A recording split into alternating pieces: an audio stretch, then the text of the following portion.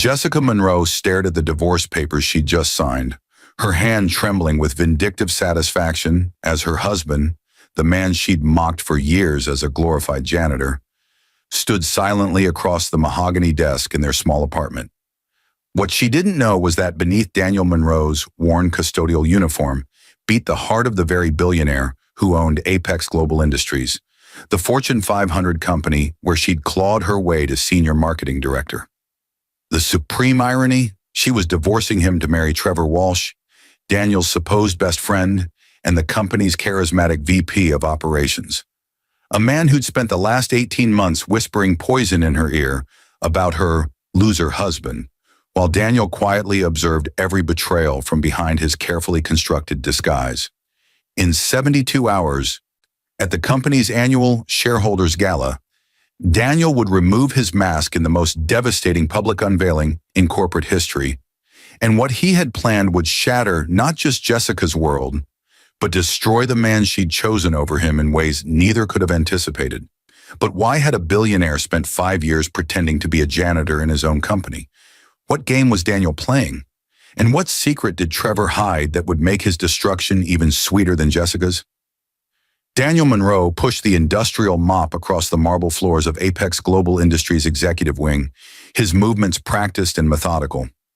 The fluorescent lights hummed overhead as he worked, invisible to the parade of suits that rushed past him at 6:47 a.m. To them, he was background noise, the custodian who emptied their trash and cleaned their toilets.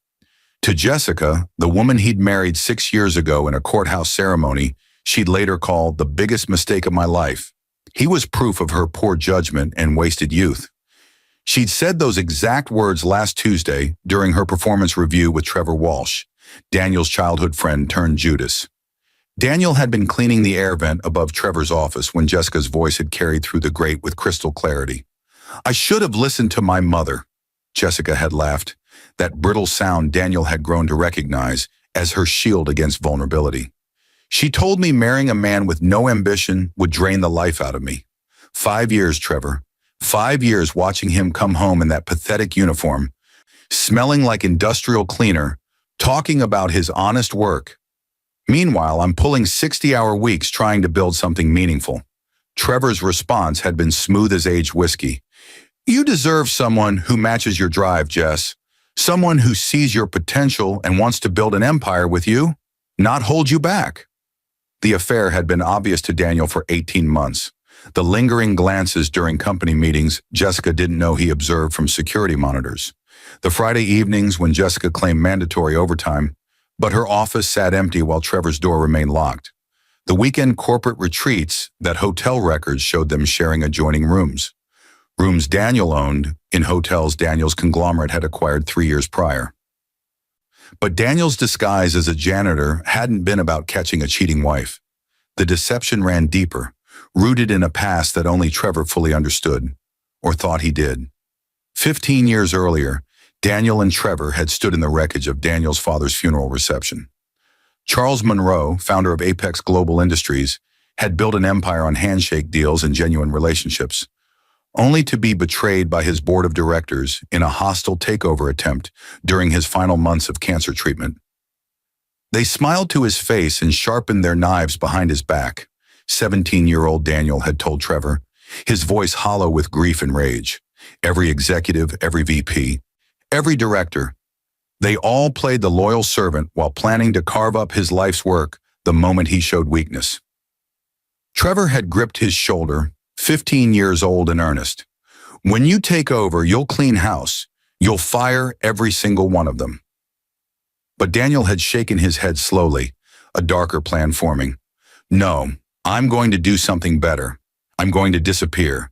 Let them think I'm too young, too traumatized, too broken to lead. I'll put proxies in charge while I watch from the shadows, and I'm going to see who they really are when they think no one important is watching." "That's crazy," Trevor had whispered, though his eyes had gleamed with something Daniel couldn't quite identify. "You'd give up everything?" "Not give up, transform. I want to see the company my father loved as it truly is, through the eyes of the people everyone ignores." Now 29 years old and with 5 years of janitorial work behind him, Daniel had compiled enough evidence of corruption, embezzlement, and human cruelty to destroy half the executive suite. But Jessica's betrayal, that had been the unexpected variable. He'd met her at a coffee shop 2 blocks from Apex headquarters, both of them in line during the morning rush. She'd been a junior marketing associate then, ambitious and sharp, complaining loudly on her phone about her dinosaur boss who can't tell Instagram from a telegram. Daniel had been charmed by her fire, her hunger for more. He'd asked her to dinner as himself, Daniel Monroe, though he'd introduced himself as working in facilities management at Apex, which was technically true. Their courtship had been swift, their marriage impulsive. He'd told himself he'd reveal the truth after their honeymoon, then after their first anniversary, then after she made senior director. But somewhere in the waiting, Daniel had watched her transform. The woman who'd once volunteered at homeless shelters began complaining about beggars cluttering the downtown streets. The woman who'd praised his honest work ethic started making cutting remarks about his lack of ambition. And when Trevor had joined Apex as VP of Operations, recruited personally by Daniel's proxy board, the poison had truly begun to seep in. "Danny, my man!" Daniel looked up from his mop to find Trevor Walsh striding down the corridor, all gleaming veneers and tailored Tom Ford. Even at 7 in the morning, Trevor looked like he'd stepped from a cologne advertisement. Daniel straightened, adopting the slightly stooped posture he'd perfected over 5 years. "Morning, Mr. Walsh," Daniel said, his voice carefully flattened of its natural authority. Trevor clapped him on the shoulder with the forced bonhomie of someone performing kindness. "How many times do I have to tell you? It's Trevor. We go way back, remember?" His smile didn't reach his eyes. "Hey, listen, I heard about you and Jessica. I'm really sorry, man. These things happen." Daniel studied his oldest friend, searching for any crack in the performance. "You heard. She mentioned it yesterday. Said you guys had grown apart." Trevor's expression arranged itself into sympathy, but Daniel caught the microsecond of satisfaction that flashed beneath. "If you need anything, a reference for a new place, some help with the transition, just let me know, okay? That's what friends are for." Friends. The word tasted like acid on Daniel's tongue. Trevor had no idea that Daniel owned the building where Trevor lived, had access to every email Trevor had sent on company servers, knew about the offshore accounts Trevor had been skimming into for the past 14 months. Trevor Walsh, who'd cried at Daniel's father's funeral and sworn eternal loyalty, had been systematically stealing from the company while sleeping with Daniel's wife. "That's real kind of you, Trevor," Daniel said softly. "Real kind." "Don't mention it." Trevor checked his Patek Philippe, a watch he shouldn't have been able to afford on his VP salary. "I've got to run. Board meeting at 8. But hey, you're coming to the shareholders gala on Friday, right? Employee appreciation night, open to all staff. You should come. Free food, open bar. Might be good to get out, clear your head." Daniel nodded slowly. Yeah, I think I will." "Perfect." Trevor's smile widened. "I'll see you there, buddy." As Trevor's footsteps echoed away, Daniel returned to his mopping, his mind calculating the final pieces of his plan. The shareholders' gala, the perfect stage for the unveiling. That evening, Daniel sat in the studio apartment he'd rented under his janitor identity, surrounded by bankers' boxes filled with 5 years of meticulously documented evidence. His real home, a penthouse spanning the top 3 floors of the Monarch Building downtown, sat empty except for his security team and the proxies who'd manage Apex in his stead. His phone buzzed. Marcus DeLuca, his proxy CEO and the only person who knew Daniel's true identity, had sent a text. "Everything ready for Friday. The board has no idea.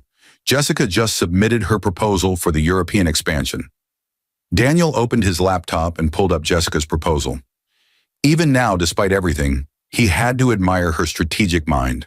Her marketing plan for Apex's European expansion was brilliant, aggressive, innovative, and exactly what the company needed. In another life, they could have built something extraordinary together. His mind drifted to the memory of their first anniversary. He'd almost told her that night. They'd been in bed, her head on his chest, and she'd been talking about her dreams for the future. Someday, she'd whispered, I'm going to be CMO of a major company, and I'm going to completely revolutionize how corporations think about brand identity. I can see it so clearly, Danny, the whole path. What about us? He'd ask quietly. Where do I fit in that path? She'd been silent for a long moment. You fit wherever you want to be. I don't need you to be something you're not. I just need you to be happy. But her tone had carried an undercurrent he'd chosen to ignore then. The implication that his happiness somehow existed in opposition to her ambition. When had that changed? Daniel had watched the security footage dozens of times, trying to pinpoint the exact moment Jessica had shifted from loving him, despite his disguise, to resenting him for it. He'd found it 3 months after Trevor joined the company. The footage showed Jessica and Trevor at a company happy hour, both of them several drinks in. Trevor had been holding court about his previous position at Morrison & Lynch, dropping names and deal sizes with practiced casualness. Jessica had been watching him with something like hunger in her eyes. Not sexual, not yet, but the hunger of someone seeing a reflection of who they wished they could be. And Trevor, ever the opportunist, had noticed. Your husband's the janitor here, right? Trevor had asked, his tone carefully neutral but his eyes sharp. Jessica had flinched almost imperceptibly. Custodian, and yes, that's cool. Honest work. Trevor had paused for exactly the right amount of time before adding, must be tough sometimes, though. You're crushing it in marketing while he's, does he ever talk about wanting more? The poison seed had been planted in that moment. Over the following months, Trevor had watered it carefully, always with plausible deniability, always framed as concern for his old friend Danny. Now Daniel opened another file on his laptop, this one containing Trevor's real history. The history Trevor had hidden from everyone, including Daniel, until Daniel's investigation had uncovered it 6 months ago. Trevor Walsh wasn't his real name. He'd been born Trevor Holbrook, son of Richard Holbrook, Charles Monroe's former CFO, and the mastermind behind the attempted hostile takeover that had accelerated Charles's death. When that takeover had failed, Richard Holbrook had disappeared with $50 million in embezzled funds. He died 3 years later in a car accident in Monaco, but not before establishing trust funds for his son under a new identity. Trevor had befriended Daniel deliberately, at his father's instruction, a year before Charles's death. The entire friendship had been a long con, positioning himself to eventually infiltrate Apex when Daniel took over. But Daniel's disappearance had forced Trevor to play a longer game. He'd gotten business degrees, built a legitimate-looking career, and finally landed a VP position at Apex through a combination of forged credentials and his father's old connections. The embezzlement wasn't about money. Trevor had inherited millions. It was about revenge. About systematically destroying the company that had destroyed his father's reputation. And Jessica had been the perfect weapon. Daniel's wife, ambitious and increasingly resentful, ripe for manipulation.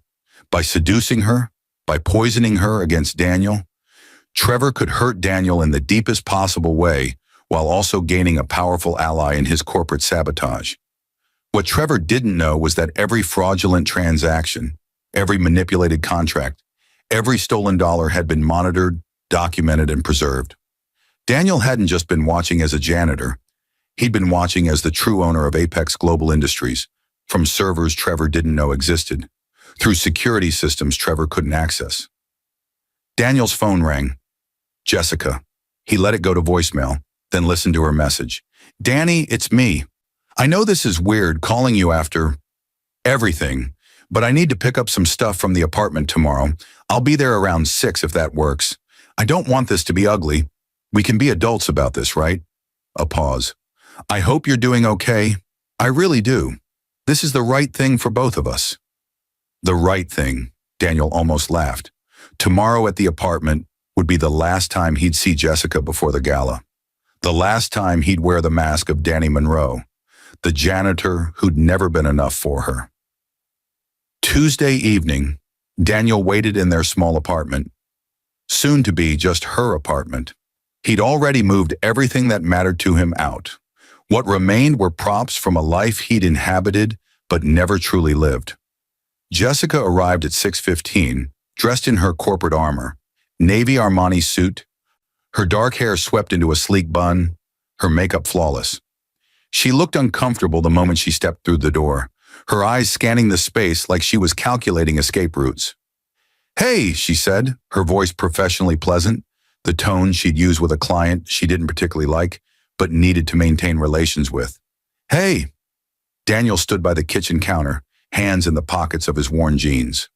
Jessica moved efficiently, gathering items from the bedroom and bathroom. Daniel watched her, memorizing this moment, the last time she'd see him as the man she deemed unworthy. "The place looks good," she said, making awkward small talk as she packed a box with books. "You've been keeping it clean." "It's what I do," Daniel said quietly. She winced at that, the barb hitting its target. "Danny, I didn't mean—" "It's fine, Jess. I know what you meant." He moved closer, leaning against the bedroom doorframe as she worked. "Can I ask you something?" She paused, a framed photo of their wedding day in her hands. They were both laughing in it, her in a simple white dress, him in his only suit. She'd looked so happy then. "Sure. When did I stop being enough?" Jessica set the photo down carefully, not meeting his eyes. "That's not fair." "I'm not trying to be fair. I'm trying to understand." She sighed, finally looking at him. In her eyes, Daniel saw guilt, defensiveness, and something he hadn't expected, genuine sadness. "You were always enough, Danny. That was never the problem. The problem was that you were only enough. You never wanted more. You never wanted to build something, to grow, to, I don't know, reach for something bigger.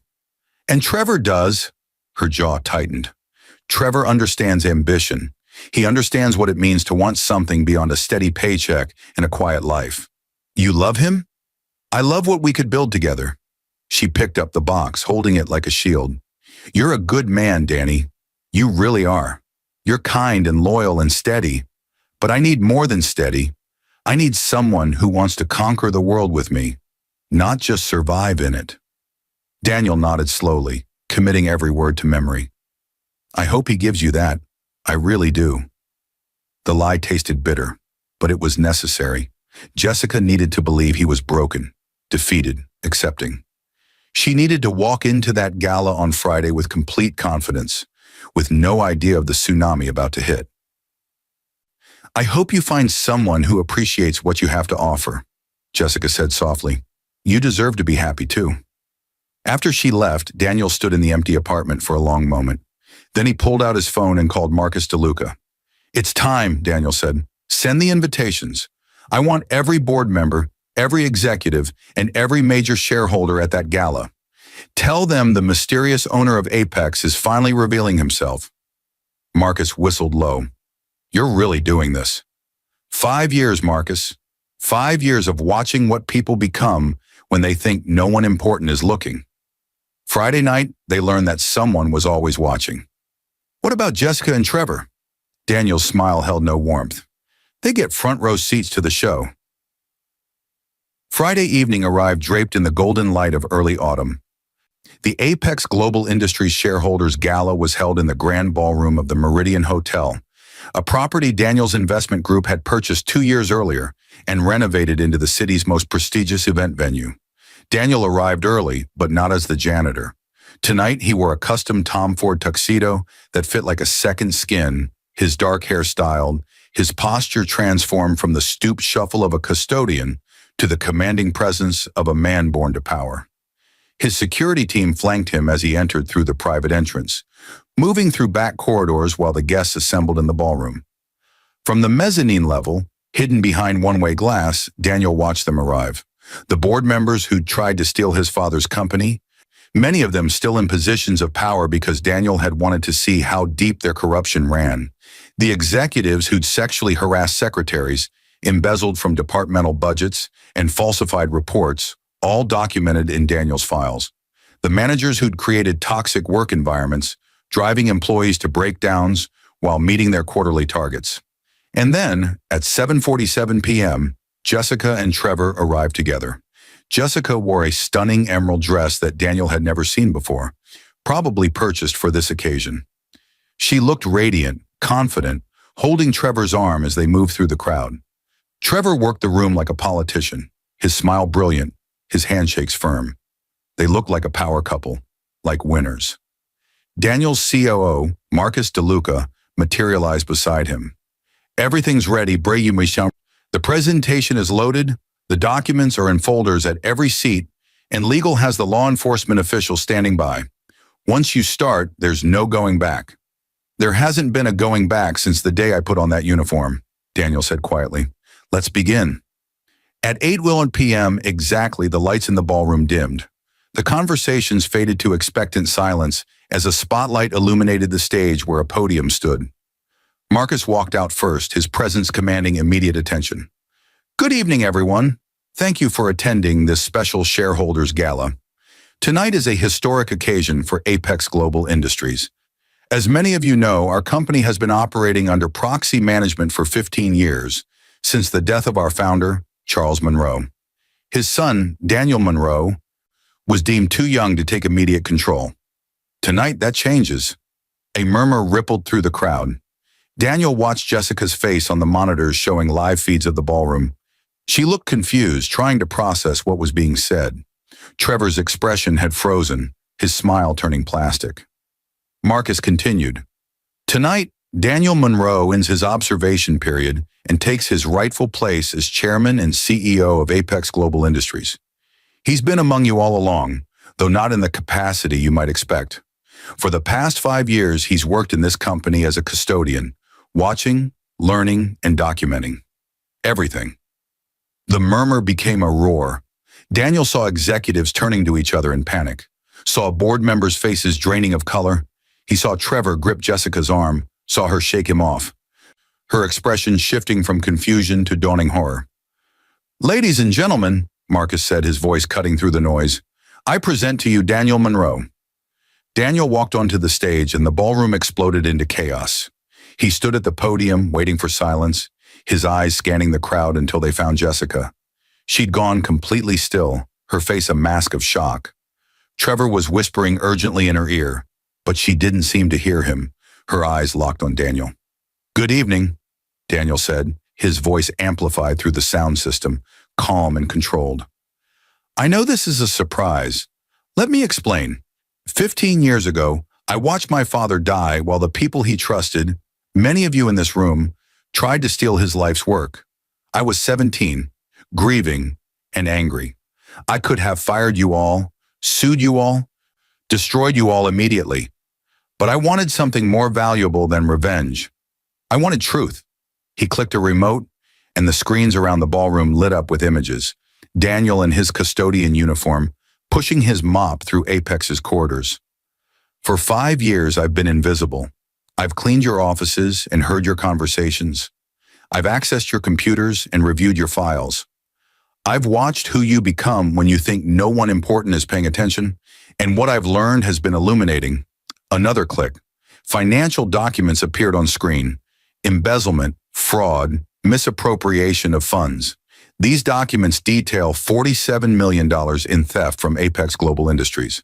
The folders at your seats contain evidence of corporate malfeasance, from sexual harassment to securities fraud. Law enforcement is stationed at every exit. For those of you implicated, you have a choice. Resign immediately and face civil penalties, or fight the criminal charges that will be filed Monday morning. The ballroom had gone deathly quiet. Daniel let the silence stretch, let them marinate in their fear. Then he found Jessica again. But this evening isn't just about corporate corruption. It's also about personal betrayal. He clicked the remote once more. The screens filled with security footage. Jessica and Trevor in Trevor's office. Their affair laid bare in silent video. Jessica's gasp was audible even from the stage, her hand flying to her mouth. Trevor had gone pale, his eyes darting toward the exits. Trevor Walsh, Daniel said, his voice harder now, whose real name is Trevor Holbrook. Son of Richard Holbrook, the man who attempted to destroy my father's company and embezzled $50 million before fleeing the country. You've been stealing from Apex systematically, haven't you, Trevor? Following in your father's footsteps. But you wanted to hurt me personally too? That's why you seduced my wife. Trevor bolted. He made it 3 steps before security grabbed him, pulling him back into the ballroom. The room erupted again, voices shouting questions, people trying to leave, security blocking the doors. Daniel raised his hand, and somehow, impossibly, silence fell again. "Jessica Monroe," he said, softer now. She looked up at him, tears streaming down her face, her carefully applied makeup running. "You divorced me 3 days ago because you thought I was nobody. You left me for a man you believed was somebody. You wanted ambition. You wanted empire. You wanted someone who would reach for more." He paused. "You were married to that person the entire time. You just couldn't see past the uniform." He clicked the remote one final time. The screen showed Jessica's own proposal for European expansion, the one she'd submitted to the board. "Your proposal is brilliant. Under different circumstances, I would have greenlit it immediately. You have everything I ever admired in a partner: intelligence, drive, strategic vision, everything except the ability to see value in people who don't perform their worth for you." Jessica was sobbing openly now, her hands covering her face. The room watched in horrified fascination as Daniel delivered his final blow. "Your proposal is rejected. Your position as senior marketing director is terminated, effective immediately. Not because you had an affair, I don't care about that anymore, but because you can't be trusted to evaluate people's worth, which makes you a liability in any leadership position. You'll receive the severance package outlined in your contract, and I'll provide a neutral reference if requested, but you're done at Apex." He turned his attention back to Trevor, who'd stopped struggling in security's grip. "Trevor Holbrook, you're under arrest for embezzlement, fraud, and corporate espionage. The evidence against you is overwhelming and has been turned over to federal prosecutors. Your father died thinking he'd beaten Charles Monroe. You'll spend the next decade in prison knowing you failed to finish what he started." Trevor's face had transformed into something ugly, all pretense stripped away. "You're a psychopath," he spat. "Who does this? Who plays dress-up for 5 years just to humiliate people?" Daniel stepped down from the stage, walking through the crowd that parted before him like water. He stopped directly in front of Trevor, looking him in the eyes. "Someone who learned that the truth only emerges when people think no one's watching," Daniel said quietly. "You were my best friend, Trevor. I trusted you with everything. You know what hurts most? It's not that you betrayed me. It's that you were never really my friend at all. Every moment, every memory, it was all your father's plan. You played a role for 15 years. At least I only played mine for 5. He turned to Jessica, who'd sunk into a chair, broken and trembling. "And you, I loved you. The real you, not the corporate climber you became. I kept hoping that woman would come back. But she didn't. Instead, you became exactly like everyone else in this room, willing to step on anyone you perceived as beneath you to get what you wanted." "Danny," she whispered, her voice destroyed. "I didn't know. You didn't want to know," Daniel corrected. "That's different. You had a husband who came home every night, who never complained, who supported your career even when you mocked his. You had loyalty, Jessica. You just couldn't see it because it didn't come wrapped in a 6-figure salary in a corner office." He stepped back, addressing the room at large. "I'm cleaning house. Over the next month, 70% of Apex's executive leadership will be replaced. If you're not sure whether that includes you, check the folder at your seat. If there's a pink slip inside, security will escort you out tonight. If there's a green letter, congratulations. You're one of the few people who treated everyone in this company with basic dignity, regardless of their position. You'll be rewarded accordingly." The scramble for folders was immediate and desperate. Daniel watched the chaos unfold, feeling strangely empty. This was supposed to be his moment of triumph, the culmination of 5 years of sacrifice and planning. Instead, he just felt tired. He looked at Jessica one more time. She'd opened her folder with shaking hands. Pink slip. She looked up at him with devastated eyes, and for a moment, he saw the woman he'd fallen in love with in that coffee shop, vulnerable and afraid. "I'm sorry," she mouthed. Daniel nodded once, a gesture of acknowledgement, if not forgiveness. Then he turned and walked away, Marcus falling into step beside him. "Jesus Christ," Marcus breathed as they exited the ballroom. "That was the most brutal thing I've ever witnessed." "It was necessary," Daniel said flatly. Was it, though? You destroyed them both completely. Trevor's going to prison, and Jessica, she'll never recover from this professionally. You could have just fired them quietly, divorced her without the public humiliation. Daniel stopped walking, turning to face his COO. My father built this company on the belief that people deserved dignity, regardless of their position. He died watching people he'd trusted spit on that belief. I needed to know if Apex could be saved, if there were still good people here, or if the rot had spread too deep. 5 years as a janitor taught me that most people will show you exactly who they are if they think you can't hurt them. The executives who spoke to me with respect, the managers who learned my name, the directors who said thank you, those people get to stay. Everyone else? He gestured back toward the ballroom. They get exactly what they earned. And Jessica, she didn't embezzle or harass anyone. She just fell for the wrong guy. She divorced me because she thought I was worthless, Daniel said, his voice cold. She looked at 5 years of marriage and decided I wasn't worth the effort because I didn't have the right job title. That's who she chose to be, Marcus. I'm just showing her the consequences of that choice. 3 months later, Daniel stood in his penthouse office overlooking the city as winter settled in. Apex Global Industries had survived the purge. Stock prices had dipped initially, but recovered once investors realized the company was finally being run with integrity. The new executive team was younger, hungrier, and actually competent. Several of Daniel's former fellow custodians had been promoted to management positions after Daniel discovered they had degrees and experience they'd been unable to leverage past discriminatory hiring practices. Trevor's trial was set to begin in February. Federal prosecutors were calling it one of the most elaborate corporate espionage cases in decades. He'd be convicted, Marcus had assured Daniel. The evidence was ironclad. Jessica had left the city entirely. Through his network, Daniel had heard she'd moved to Portland and taken a job at a mid-sized marketing firm, several levels below her previous position. She'd sold the emerald dress on a resale site. Her social media accounts had gone dark. Daniel's phone buzzed. Elena Rodriguez, his new CMO, a brilliant strategist who'd been working as a department coordinator because her previous boss had felt threatened by her talent, had sent an email. The European expansion proposal is ready for your review. I incorporated some of Jessica's ideas. They really were excellent, and built on them. I think you'll be impressed. Daniel opened the attachment, scanning the proposal. Elena had taken Jessica's foundation and elevated it, adding layers of cultural sensitivity and market research that made the strategy even stronger. It was exactly what Jessica could have done if she'd stayed, if she'd been willing to see Daniel as a partner rather than an obstacle. He approved the proposal and sat back, staring at the city lights.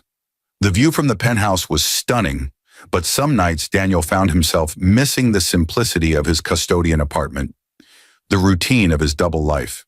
There had been a strange freedom in being invisible, in moving through the world without the weight of everyone's expectations and judgments. His intercom buzzed. Mr. Monroe, there's a Jessica Monroe here to see you.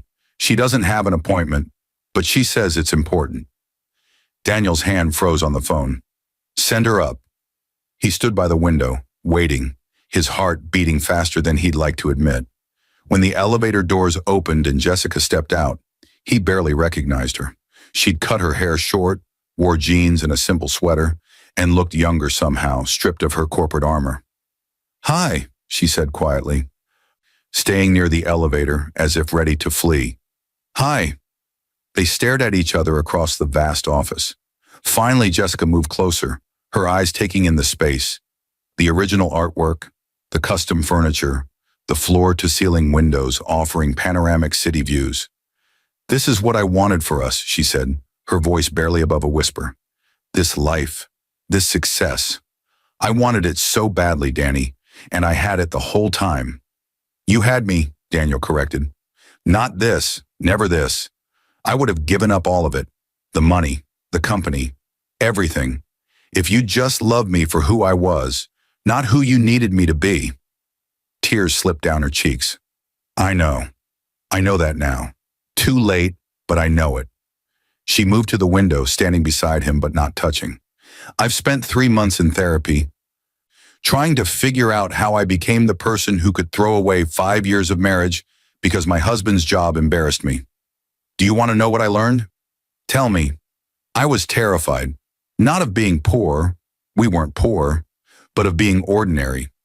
My mother grew up in poverty, worked her way into the middle class through sheer force of will, and raised me with this constant message that ordinary was death.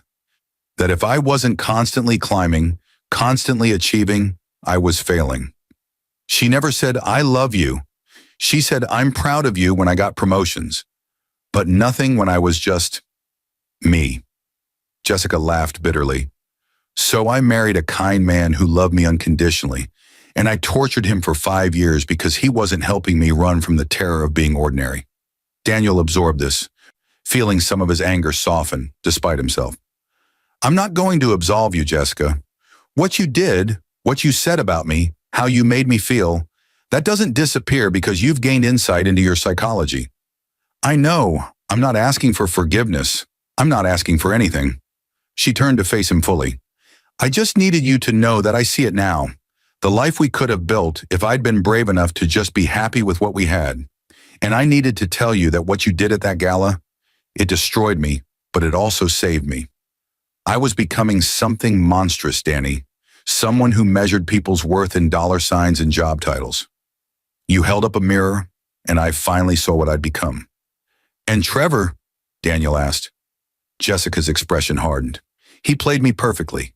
Every insecurity, every doubt, he knew exactly what to say to make me feel justified in my resentment. I was complicit, absolutely, but he orchestrated it. That's what makes it so much worse. I wasn't just a bad wife.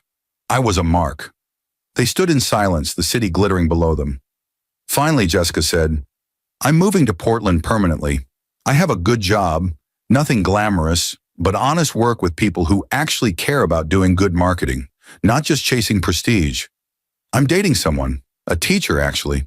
He thinks I'm amazing even though I'm just a marketing manager at a sustainable products company. It's taken me 3 months to believe he's not lying. I hope it works out, Daniel said, and found he meant it. Me too. Jessica moved toward the elevator, then paused. For what it's worth, the woman you married in that courthouse, she was real. She got lost, but she was real. I'm trying to find her again. Good luck, Jessica. You too, Danny. I hope you find someone who sees you. All of you. Not the janitor, not the billionaire. Just you. The elevator doors closed, and Jessica disappeared from his life for the second time. Daniel stood alone in his penthouse office, surrounded by everything he'd built, everything he'd protected, everything he'd sacrificed for. And he realized with startling clarity that he had no idea who Daniel Monroe was when he wasn't playing a role. For 5 years, he'd been the janitor. Before that, he'd been the traumatized son. Now he was the triumphant CEO. But stripped of all those identities, who was he? His phone buzzed. Elena Rodriguez had sent another message. P.S. I noticed you approved the janitor to manager pipeline program I proposed. Thank you for that. My dad was a custodian for 30 years, never got the chance to advance even though he was brilliant. This program would have changed his life. It's going to change a lot of lives. Daniel smiled, the first genuine smile he'd felt in months. Maybe that was the answer. Maybe Daniel Monroe was someone who understood that everyone, from the custodian to the CEO, deserved dignity, opportunity, and the chance to be seen. He'd spent 5 years invisible, documenting injustice and betrayal. Perhaps it was time to spend the next 5 years visible, building something better. Outside his window, the city sparkled with a million stories. People working late, people heading home, people dreaming of better days. Daniel had exposed corruption, destroyed betrayers, and reclaimed his company. Now came the harder part, building something worth having in the first place. He picked up his phone and called Marcus. That expansion Elena proposed? Approve it. And I want to create a foundation in my father's name, focused on educational opportunities for people in service positions. If someone's working as a custodian, but has a business degree, we help them transition. If they're interested in getting a degree, we pay for it. That's going to cost million, Marcus said. I have millions. Let's use them for something that matters. After he hung up, Daniel looked at his reflection in the darkened window, a man in an expensive suit standing in a penthouse office, finally visible after years of hiding. But he still wore a disguise, he realized, just a different one. The real Daniel Monroe was still somewhere underneath, waiting to emerge. And maybe with time, he'd figure out who that person was meant to be. For now, though, he had a company to rebuild, lives to change, and a father's legacy to honor. The rest would come, or it wouldn't. Either way, he was done hiding.